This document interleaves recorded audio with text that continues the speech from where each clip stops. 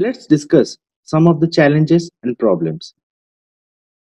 This unit highlights the challenges they might face in the field for implementing schemes, the challenges that India faces even at the policy level and help to make better policies, the role of managers in coming up with innovative ideas to tackle the challenges that lay ahead.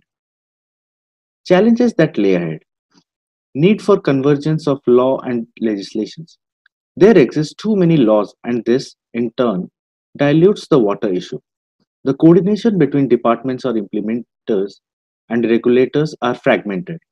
This leads to each department doing things without much coordination with other departments and sometimes at cross purposes. Lack of data disaggregation and aggregation.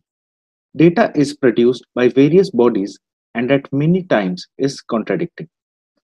Policy level challenges.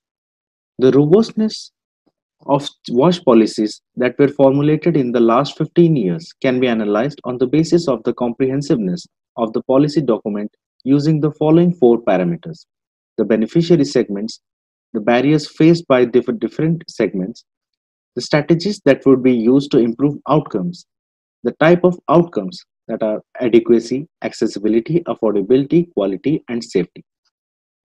The robustness of this of the policy was classified as high, moderate, and low depending on how many of the four parameters are mentioned in the policy, as the argument is that the highly robust policy is expected to be more effective. State level policies versus central level policies. WASH sectors being subject to concurrency policies have been formulated by the central government and particular state governments. Analyzing the national and state level policies, it would have been normal that state policies would have a higher level of robustness as they are nearer to the site of implementation. Despite what is expected, it is found in many cases that WASH policies formulated by state governments have low robustness when contrasted with that of national policies. The capacity for policy making of state governments should be further strengthened. Role of agriculture and urbanization in rural level policies on water. In India, water governance is fragmented, which prompts inconsistent water policy between the union and states. Hence, when policies are drafted, these things are to be taken care of specially. The pressure that will be on rural areas to cater to the water demand in the nearby urban areas apart from its own water demands in agriculture, etc. Institutional challenges. For integrated water management development, planning, water use efficiency, and budgeting, the adoption of a river basin approach, restructuring and reforming a more comprehensive institution is necessary so that different departments do not work in silos. States need to bear the obligation given on them under the Constitution of India, which makes water a state subject. States must create institutions for data gathering and management of the state's very own water resources. The central government needs to encourage and incentivize this process. There is an earnest requirement for restructuring and strengthening of the existing institutions at the state, region, and Panchayati Raj institutions, which are involved in various parts of service delivery to improve proficiency in management and sustainability of the water resources. While funding under the Finance Commission grant has given the Gram Panchayat some influence, the truth of the matter is that specialized technical and management capacity should be also worked upon at the regional and intermediate panchayat levels for the assets to be adequately and beneficially utilized. Management of water, which is in enormous parts a common property resource, requires community support for its development, protection, and regulations. This needs recognition of the local community institution as a key partner in all choices at the local level impacting water resources. Challenges in governance. Governance of water is partitioned between the central and state authorities. With the categorization of standards and duties, conservation and management remains missing. There are two or three issues that should be featured here.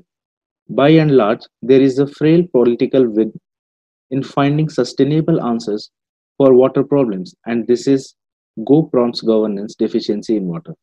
Stakeholders' involvement and community engagement. This is a negotiation.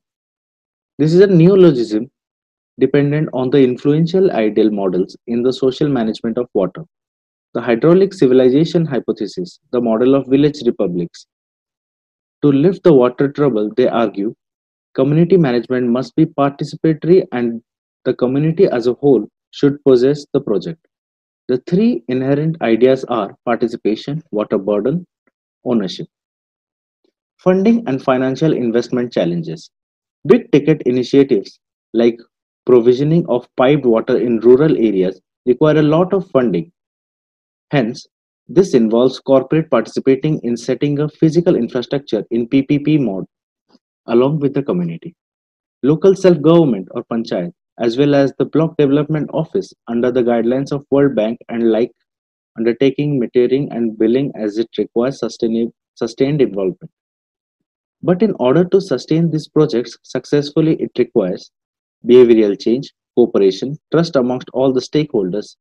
This is a challenge by itself. The construction of infrastructure can and is done in most cases. It is the maintenance that is difficult to attain. Life cycle assessment. It follows a systematic approach. Life cycle costs do not just cover the expense of constructing and providing infrastructure, but additionally ensures the long run sustainability of the service and equitable service delivery. Genuine cycle expenses of impartial and sustainable water service delivery can be disaggregated into various classes, including the capital costs, intermittent operational costs, capital maintenance costs, and immediate and indirect help costs. Sustainability. Sustainability means environmental, institutional, social, and financial stability.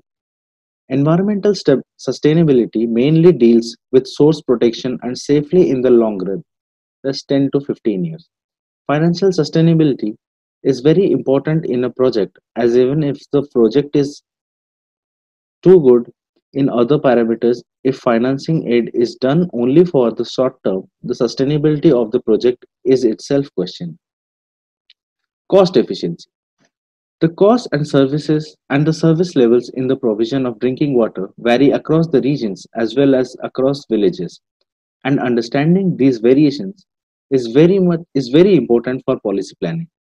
The variations mentioned could be across socio-economic groups, demographic situations, geographical locations, technologies, the source of water, etc. Hence, it is important to understand the reasons or factors influencing the variations across the villages in order to facilitate judicious allocation of resources and improve service delivery.